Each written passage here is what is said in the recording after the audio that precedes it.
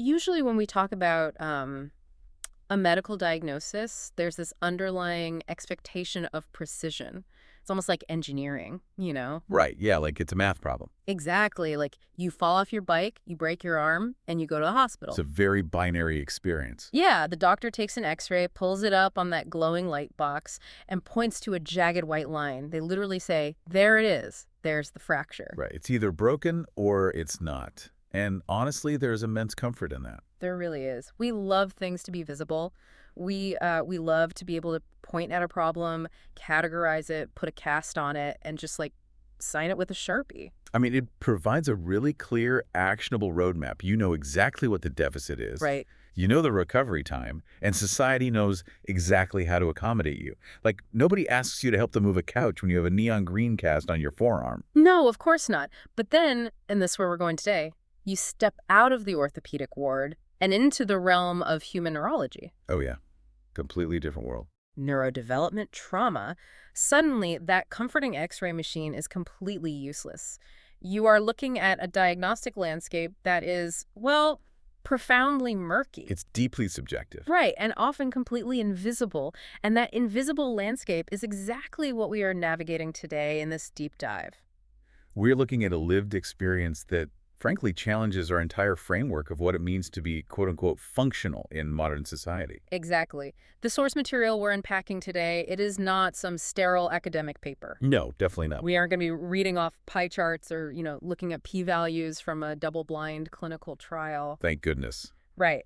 What we have in front of us is a raw, unfiltered manifesto. It reads like a deeply private diary entry from a parent who is actively navigating the trenches of life with ASD. Autism spectrum disorder. Right, ASD and ADHD. And what makes this particular perspective so gripping is the sheer whiplash of it. The tonal shift is wild. Yeah. It really is. One moment, we are dissecting these incredibly sharp, almost detached sociological observations about workplace dynamics. Like a cultural critique. Yeah, and the fundamental flaws in our healthcare infrastructure. And then in the very next breath, all that detachment just shatters. Becomes so personal. We are plunged into an incredibly intimate, heartbreaking reality involving family trauma, physical violence, and this desperate primal instinct to protect a child. The overarching mission for this deep dive is to basically shatter the clinical glass we usually look through when we talk about neurodiversity. I love that, shattering the glass. Yeah, we want to move entirely beyond the diagnostic criteria, like the checklists and the DSM-5 definitions. We need to explore the breathing, bleeding reality of it. Because the core thesis we are uncovering today is honestly revolutionary. It really is. The argument is that the difference between a marginalized, struggling neurodivergent individual, someone who can barely hold down a desk job, and a celebrated multimillionaire CEO on the cover of Forbes isn't actually about innate capability or intelligence at all. It's simply about being in the right place. Precisely. It is an argument of environment over ability. It's the idea that a disorder might just be a devastating mismatch between a unique brain and a very rigid room. That is a massive paradigm shift, and we are going to tear it down to the studs today. Let's do it. But before we get into the heavy details of this manifesto, I want you, listening right now, to reflect on your own life for just a second. It's an important thought experiment. Have you ever felt like you were playing a character just to survive in a system that clearly wasn't built for your particular wiring? Oh, I think everyone has felt that to some degree. Exactly. Maybe it's at your current job or in a specific social circle or even at like family gatherings. You walk through the door and you put on a mask. You become who they need you to be. Right. Now imagine if that feeling of wearing a suffocating mask wasn't just a fleeting thought you had on a rough Tuesday afternoon. Imagine if that was a daily, invisible, and utterly exhausting battle from the moment you woke up until the moment you went to sleep. That invisible exhaustion is the exact starting line of the experience we are exploring today. Yeah. And it begins with a deep systemic frustration regarding what society expects from high intelligence. Think about how conditions like ASD and ADHD often present. They're completely invisible from the outside. Right. You cannot look at someone walking down the street and immediately intuit the structural firing patterns of their neurology. Like we said earlier, there's no neon green cast. Exactly. And there is a very specific, painful paradox highlighted here by the author. They talk about having an intelligence that is, quote, not broken at all. Right, these are brilliant people. We are talking about individuals who can articulate highly complex thoughts, who possess a massive capacity for cognitive analysis. Deep wells of knowledge. Yes. But because society sees that high intelligence, it automatically expects entirely typical, frictionless behavior across the board. Let's break that down, because this is where the friction really starts. When that individual falls short of that typical behavior, say they miss a subtle social cue in a meeting. Or they experience a severe dip in executive function. Right, or they have a meltdown due to overwhelming sensory input. When that happens, society doesn't offer grace. No, society punishes it. The public, and tragically, even close friends and family, throw out these incredibly dismissive, almost punitive phrases like, you aren't trying hard enough. Or, oh, everyone gets a little distracted. Well, that's just how society works. You just have to deal with it. We need to pause and look at the underlying mechanism of those dismissals. Why is society so quick to punish? It's the lack of visual proof, isn't it? That's a huge part of it. Because there are no outward physical markers of a struggle, society defaults to a moral judgment. Oh, wow. A moral judgment. Yeah. If you are clearly smart, but you can't remember to pay your electric bill on time, society assumes you are simply rebellious, careless, or fundamentally lazy. They assume it's a choice. Exactly. Yeah. There is an arbitrary, perfectly calibrated balance that the modern world demands. If your intelligence spikes into the 99th percentile in pattern recognition, but your executive function, And planning and organizing. right, the brain's ability to plan, sequence, and execute mundane tasks. Yeah. If that dips into the 10th percentile, you are deemed unbalanced. And in a society built on predictable, standardized output, being unbalanced makes you a target. It makes you a liability. Okay, but I want to push back on this a little bit just to play devil's advocate, because I can hear people listening and thinking, like, doesn't every single adult face immense societal pressure to conform? Sure, absolutely. We all have to adhere to unwritten corporate rules we hate. We all have to smile at coworkers we can't stand. We all have to do our taxes and pay our bills, even when we are exhausted. That's the standard adult experience. Right. So what makes this invisible burden distinctly heavier or distinctly different for the neurodivergent individual? Isn't life just hard for everyone? That is the essential question. And it's the exact trap society falls into when it says everyone goes through that. Okay. The crucial difference, the thing that makes this burden exponentially heavier, is the profound, excruciating self-awareness. Tell me more about that. The individual we are talking about already recognizes exactly how society works. They aren't missing the fact that society demands conformity. They see the unwritten rules. They understand the social dynamics of the office perfectly well on an intellectual level. The tragedy here isn't ignorance. Right. The tragedy is possessing a high-functioning intellect that fully understands the docs it is supposed to fit into, but structurally, neurologically, physically, cannot fold itself into that shape. Oh, man, I see what you mean. So it isn't a lack of comprehension. Not at all. It's like being locked in a soundproof glass room. You can see everyone outside interacting perfectly. You know the exact rules of the game they're playing. You might even know the game better than they do. Yeah. You know the winning strategy. But the door is locked from the outside, and you physically cannot step onto the board, and you are hyper-aware of that disconnect every single second of the day. That is a phenomenal way to visualize it. I mean, think about it like this. When a neurotypical person doesn't want to pay a bill, they might procrastinate, sure. Sure, I do that all the time. Right. But eventually, their brain's executive function kicks in and says, do this now to avoid a penalty, Yeah. and they execute the task. The anxiety motivates them to just get it done. Exactly. When someone with severe ADHD tries to pay that same bill, their brain might literally not produce the dopamine required to initiate the task. Oh, wow. No matter how much they intellectually understand the consequences, it is a neurological roadblock, not a moral failing, yet they are entirely aware of how absurd it looks from the outside. Which breeds a massive amount of internal shame. You know, you should be able to do it. You know everyone else does it effortlessly, but you just can't. And that shame starts so early. It does. And we see in the text that this struggle, this lack of balance as society defines it, it doesn't just magically appear when someone signs their first employment contract. No, it goes way back. The roots of this alienation go all the way back to childhood. And what is so fascinating here is that this experience specifically points to a demographic that we universally assume has it made. The gifted child. Exactly, the gifted child. We really need to unpack the gifted label because it is one of the most misunderstood phenomena in childhood development. How so? Well, we assume that if a child is labeled gifted, they have won the genetic lottery, right? Right, they're the smart ones, they love studying, they ace the tests, they might even skip a grade or two. And society applauds this. Yeah. But what actually happens to that child on a developmental level? It creates a massive tear in their reality. I mean, think about what skipping a grade actually entails. Right. You have an 8-year-old child whose brain processes mathematics or reading comprehension at a high school level. Phenomenal intellect. Sure. So the school system, optimizing only for academic output, pulls them out of the 3rd grade and drops them into a classroom with 12 or 13-year-olds. And that creates a state of profound asynchronous development.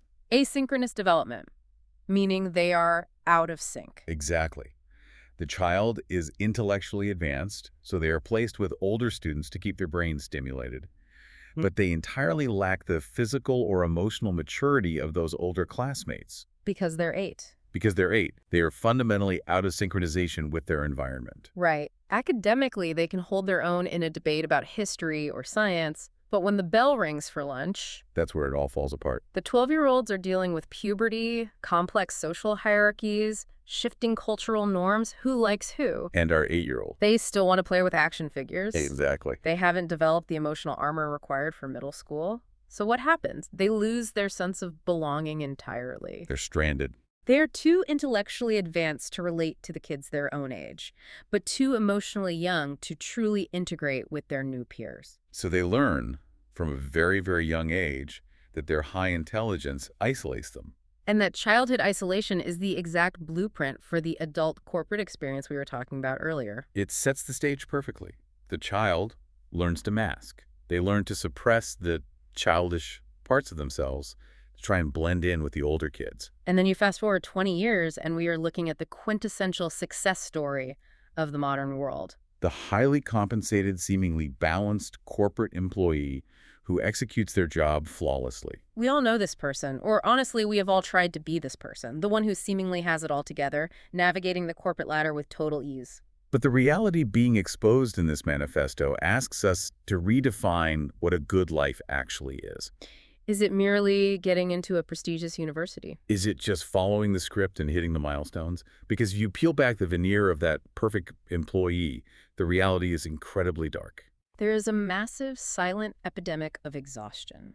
Think about what happens when that perfectly balanced employee actually goes home. They close their front door, they drop their bag, and they just collapse. Just totally drained. Yeah. They are thinking, I am so incredibly exhausted from playing the honor student today. I spent 8 hours micromanaging my own personality to fit the culture of this organization. I'm pretending to be someone I'm not. Exactly. Yes, I make good money. Yes, I have a fancy title, but I have no real companions. Every single connection I made today was purely transactional, built on a persona that isn't actually me. It's a tragedy of isolation. And what really strikes me here is that the societal demand for balance, this intense pressure to conform to a hyper-productive, emotionally neutral, friction-free corporate ideal. It doesn't just damage the neurodivergent community. No. It isolates everyone. It suffocates the neurodivergent individual who is desperately trying to mask their innate traits, sure, but it also suffocates the neurotypical individual who is exhausted by the pressure to maintain an impossible illusion of perfection. The modern workplace is essentially a factory. It's designed for a very specific, homogenized type of human. And if you deviate from that standard even slightly, you are penalized.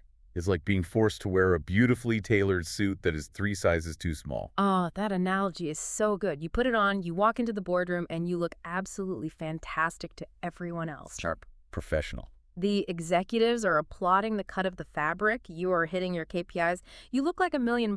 Right. But inside that suit, you can barely take a breath. It's suffocating.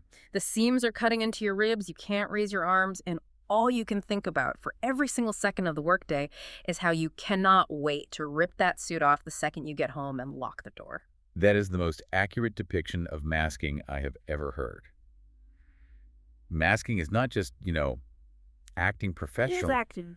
It requires a constant, active, manual expenditure of cognitive energy just to exist in a space that wasn't tailored for your dimensions. You are manually operating the machinery of your personality. Yes, which leaves almost zero energy for actual thriving or genuine connection. You're just surviving the suit. And this leads us to the moment where this entire narrative gets flipped completely on its head.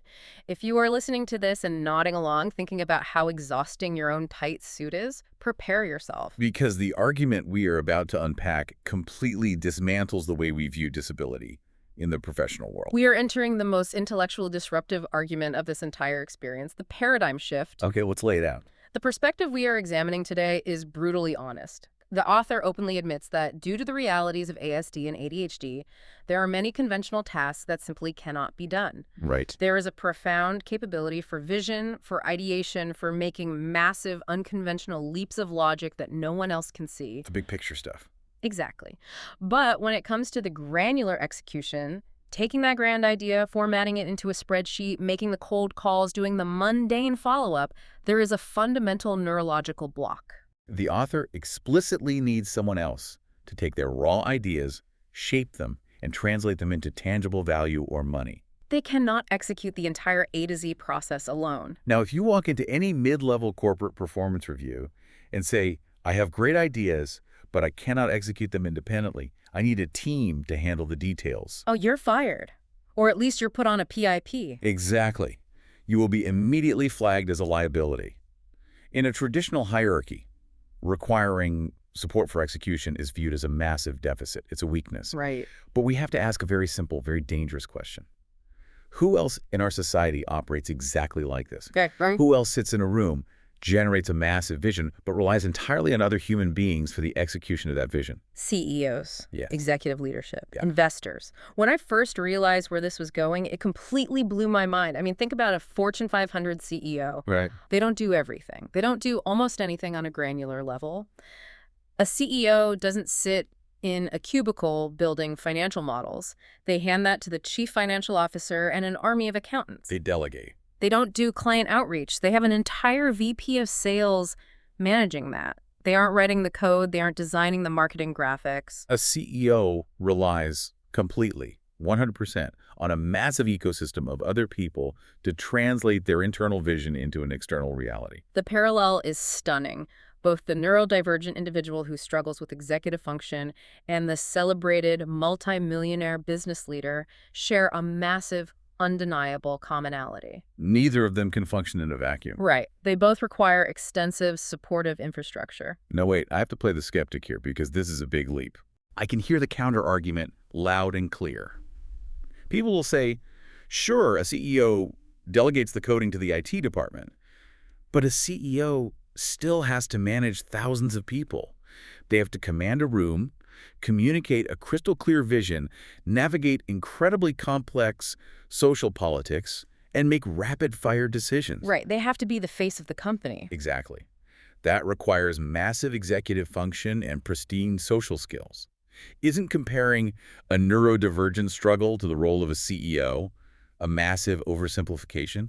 It's a fair challenge, but let's look closer at the reality of executive leadership. Yes, a CEO commands a room, but how do they get to that room? What do you mean? They have a chief of staff who manages every minute of their calendar, so they never have to think about scheduling. Oh, sure. They have speechwriters who craft their messaging. They have handlers who brief them on exactly who is in the room and what their names are before they walk in. So they don't even have to remember the names themselves. Exactly. The CEO's environment is meticulously curated by an entire team whose sole job is to remove friction, handle the granular executive function tasks, and allow the CEO to operate purely in their zone of genius vision and synthesis. So the system is custom built to support their specific deficits in time management and mundane execution. That is incredible. So the argument isn't that a neurodivergent person could just walk in and be the CEO of Apple tomorrow. Oh, no. The argument is about the infrastructure. If a CEO is stripped of their team, no assistants, no CFO, no schedulers, and placed alone in an entry-level cubicle and told to execute every single step of a project themselves, Balancing the vision with the mundane data entry. they would fail completely. They would crash and burn within a week. Without their ecosystem, the CEO's genius is entirely neutralized. They share the exact same vulnerability as the neurodivergent individual. So it all comes down to this core, heavy realization from the author. It's just a difference in where you are. Environment is everything. Why is one labeled a visionary genius and the other labeled as broken? It is purely about environment.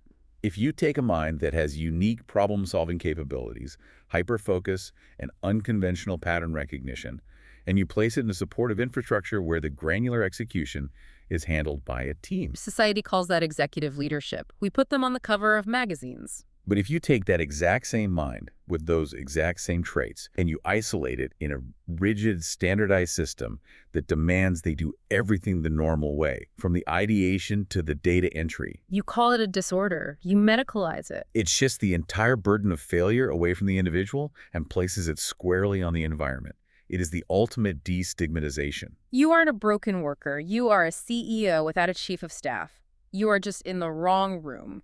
But that profound realization brings us to a wall. Oh, yeah. A big one.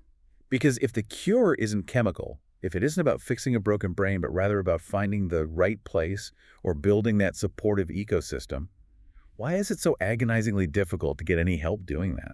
Which brings us to the critique of the systems we are forced to navigate just to get that help, the medical bureaucracy. It's a nightmare.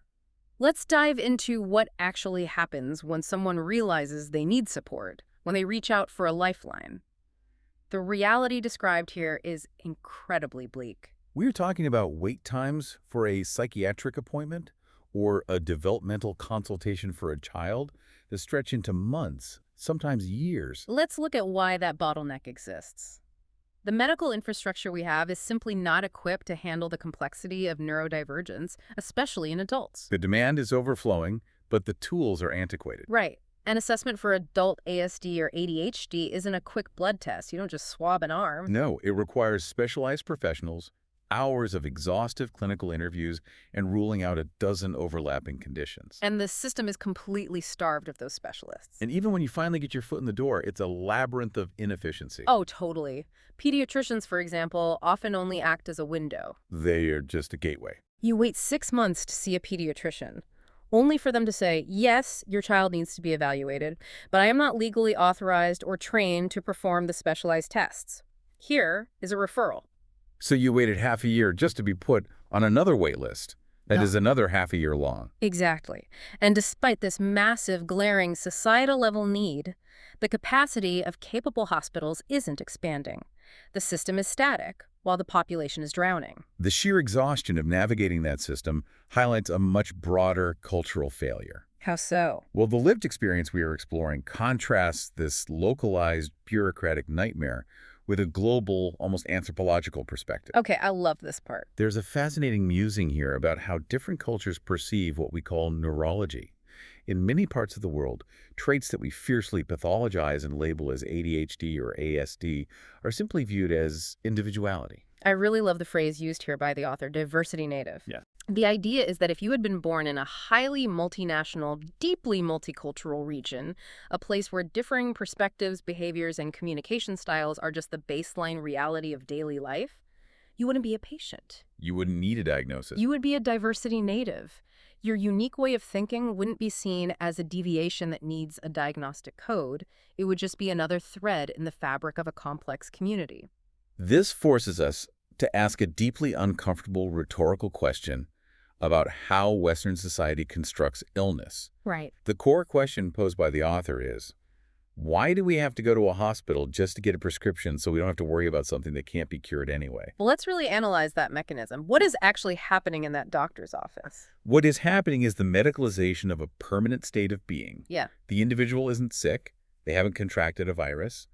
Their brain simply processes stimuli and executes tasks differently. But because the surrounding society is incredibly rigid and intolerant of that difference, The individual is forced to enter a clinical environment to seek a cure, or more accurately, chemical suppression. they are being prescribed medication not to heal a wound, but to make themselves more palatable to a flexible society. It's about compliance. Right. The hospital visit isn't about healthcare, it's about compliance. It is a medical solution being violently applied to a sociological problem. And that word violently is crucial here. Yeah. Because up until this point, we have been discussing the abstract failures of society. The invisible burden, the corporate masking, the bureaucratic waiting rooms. It's all systemic. But the narrative takes a very sharp, profoundly difficult turn here. The abstract failure of the wrong place suddenly becomes physically, violently real. We have to give a quick warning to the listener here, because we are moving into a discussion of physical and psychological abuse. Yes, thank you for that. In the experience we are unpacking, the theoretical hostility of the world manifests in a harrowing incident involving a relative. The individual was subjected to abuse by a family member. And the physical assault was accompanied by a psychological attack that is just chilling to think about. It really is. The relative screamed at them, saying, "I'm jealous you can get away with anything because you're autistic." Wow. And then the relative pulled their hair and struck them so hard on the ears that it caused instant tinnitus, a loud, piercing ringing in the ears. We have to dissect the psychology of that attacker's statement. I'm jealous you can get away with anything. It's just so backward. This single sentence encapsulates the entire societal misunderstanding we've spent the last half hour exploring. It is a profound, aggressive ignorance. Where does that jealousy even come from? How can someone look at a life defined by systemic roadblocks, massive exhaustion, and social alienation and feel jealousy? It comes from the attacker's own exhaustion with the societal machine. Oh, interesting. The relative is likely also suffocating in their own tight suit of conformity. But instead of recognizing the systemic issue, they look at the neurodivergent individual who physically cannot conform, who perhaps receives accommodations or simply lives outside the traditional bounds, and they view that medical diagnosis as a free pass. They think it's a cheat code. They think it's a shield against responsibility, rather than recognizing it as the daily, exhausting struggle it actually is. It's a complete inversion of reality, driven by a toxic resentment. The attacker is essentially saying, I have to play by these miserable rules, why don't you? And it spirals into a horrific situation because the eldest daughter, a child, was also subjected to this same treatment by the relative. It wasn't just the parent. No. The parent, relying on pure primal instinct, fought back to protect their child. But then we witness a terrifying twist of reality. The victim blaming. The classic mechanism of victim blaming kicks in. The parent, who was defending their child from assault, was accused of instigating the violence. They were blamed for the entire situation. This is the ultimate localized manifestation of the systemic failure. Even in a clear-cut moment of physical defense, the neurodivergent individual is immediately painted as the instigator, the erratic one, the unreliable narrator. Their neurology is weaponized against them to discredit their reality. Imagine that moment. The sheer sensory and emotional overload. Your ears are physically ringing from a blow, you are terrified for your child, and the family dynamic around you instantly shifts to blame you. In that exact moment of pain and false blame, there is a chilling realization for the author. This is absolutely the wrong place for me. It's profound because the physical violence, the literal ringing in the ears, proves the theoretical point about the CEO. Exactly. A CEO in a boardroom with a supportive team is in the right place.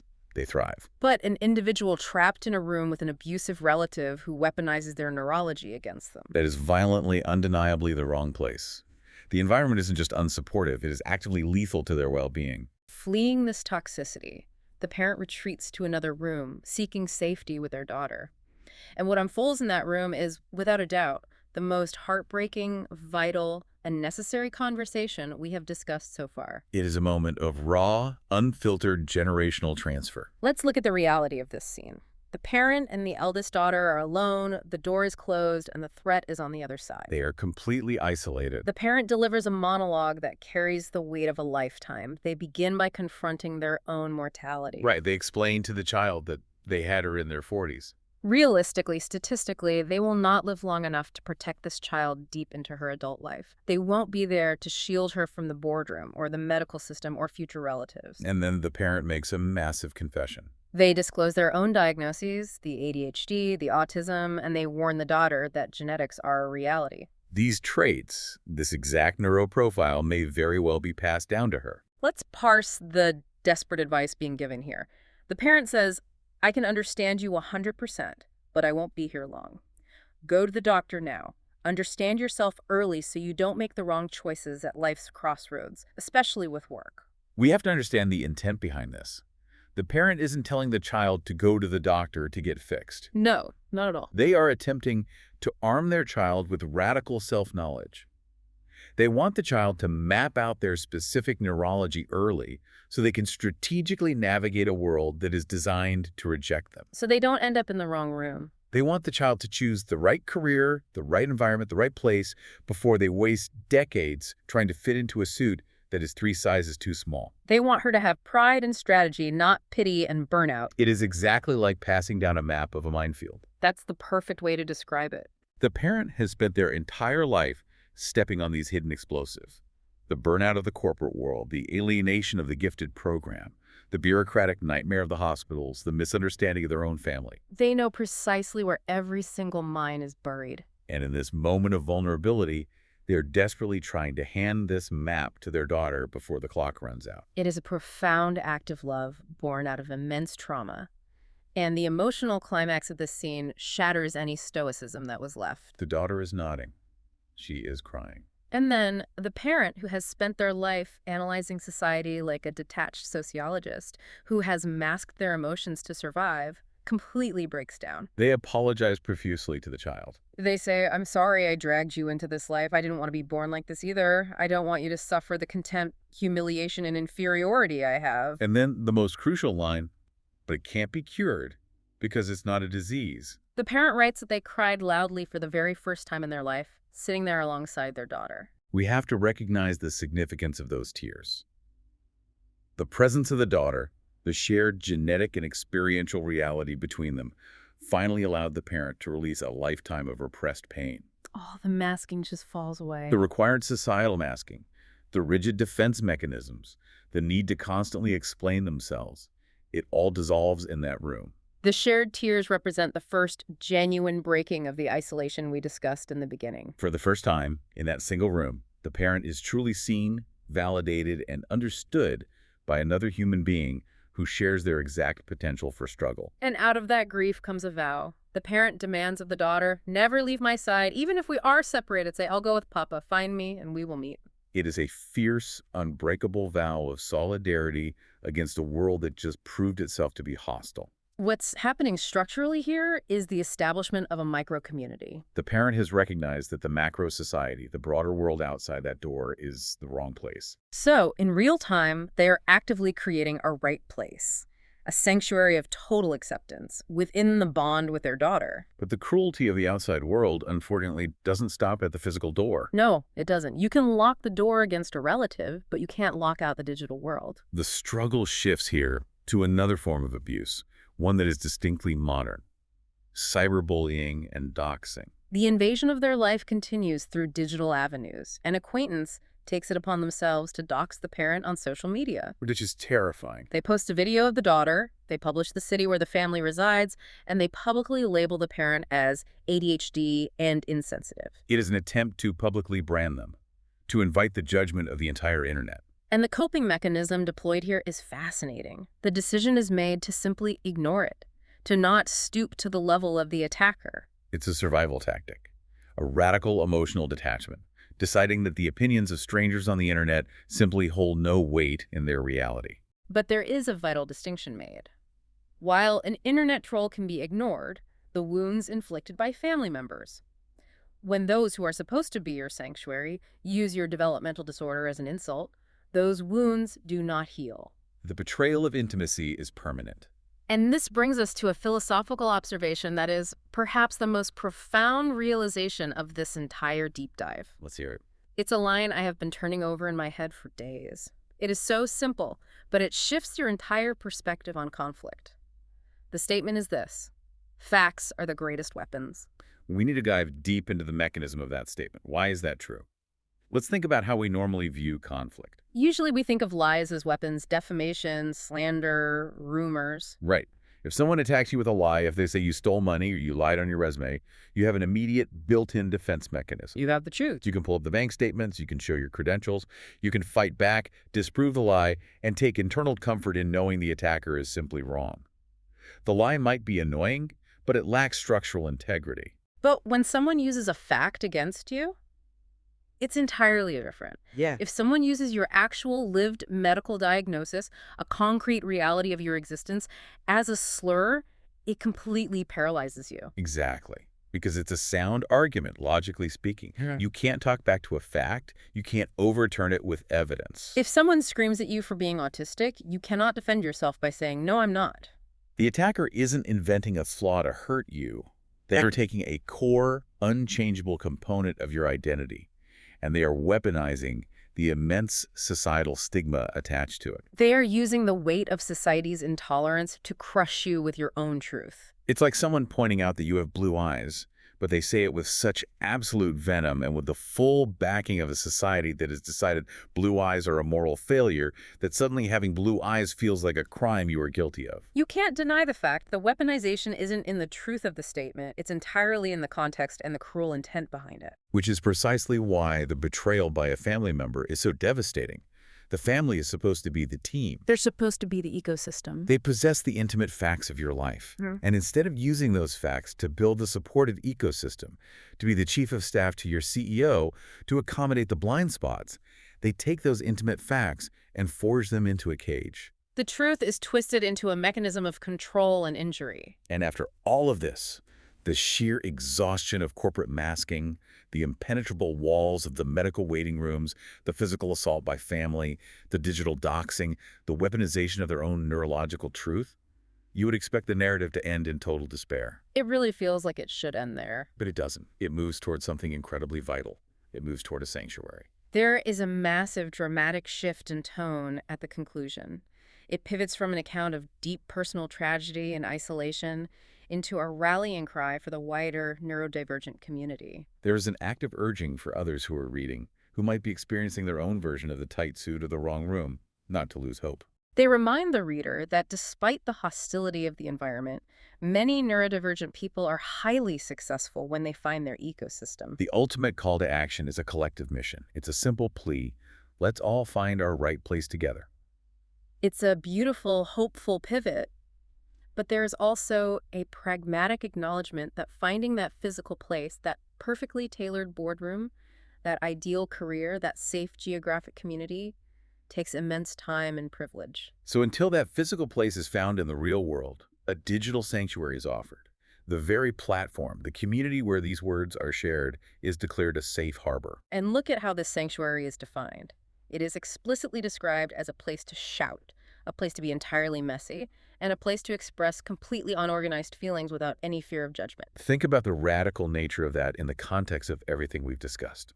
The macro society demands perfectly organized, emotionally neutral, highly balanced output. And if you are unbalanced, you are punished. This newly declared sanctuary is explicitly, intentionally designed to tolerate and embrace the unorganized, unbalanced, messy reality of the neurodivergent experience. It brings the entire journey completely full circle. We started by examining a world where unorganized traits are hidden, medicated, and viewed as moral failures. And we end by actively carving out a micro-society where those exact same traits are not just tolerated, but protected as valid forms of human expression. What is absolutely essential to take away from this is that there is no request to be fixed.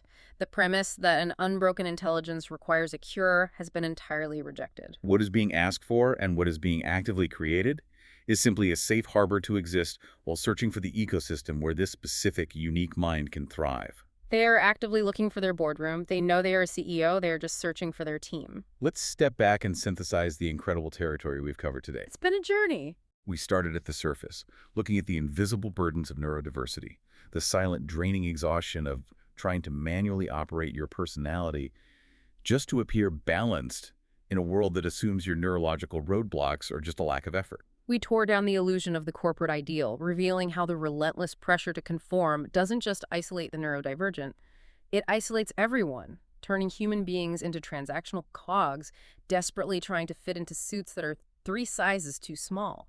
Then we hit that massive, paradigm-shifting realization, the CEO analogy. That was huge. The understanding that the only actual difference between a lauded, visionary business leader and a struggling neurodivergent individual is the presence of a supportive infrastructure. It is entirely about being in the right room. We navigated the systemic gridlock of the medical system, unpacking the absurdity of pathologizing a permanent state of being, and we contrasted our clinical obsession with global perspectives that simply view difference as being a diversity native. And we sat with the heavy, harrowing reality of family trauma, The visceral shock of physical violence, the heartbreaking generational transfer of the minefield map from a parent to a daughter. And that devastating philosophical truth of how facts are the greatest weapons when they are wielded by an intolerant world. And finally, we arrived at the creation of a sanctuary, the collective, hopeful search for a community that embraces the messy, unbroken reality of the mind. So, to you, the listener, wherever you are right now, whether you are neurodivergent and have felt the sting of those weaponized facts your entire life, or whether you are just that deeply exhausted employee playing the honors student at a job that drains your soul every single day, the core thesis of this entire journey applies directly to you. It really does. I want you to ask yourself a very serious question. Are you actually in the right place? Or have you spent your entire life blaming yourself for the failures of the room you're standing in? And to build on that vital question, I want to leave you with one final concept to mull over. We established that facts are the greatest weapons when they are used against us by an intolerant society. Right. But what happens when we reclaim them? What happens when we take the unchangeable facts of our identity, of our neurology, and we start using those exact same facts, not as weapons to hurt ourselves, but as the foundational building blocks to create our own spaces? That is powerful. Perhaps the ultimate right place isn't something you simply find on a map or discover in a corporate directory. Perhaps the right place is something you have to actively, defiantly build yourself, starting with the exact same traits the world told you to hide. Thank you for joining us on this incredibly intense, deeply moving dive into this lived experience. We encourage you to keep exploring, to keep questioning the systems and the rooms around you, and to never stop searching for or building your own right place. Because as we've learned today, sometimes the X-ray machine is broken, and the only way to actually see the truth is to listen to the people who are living it. Keep diving deep.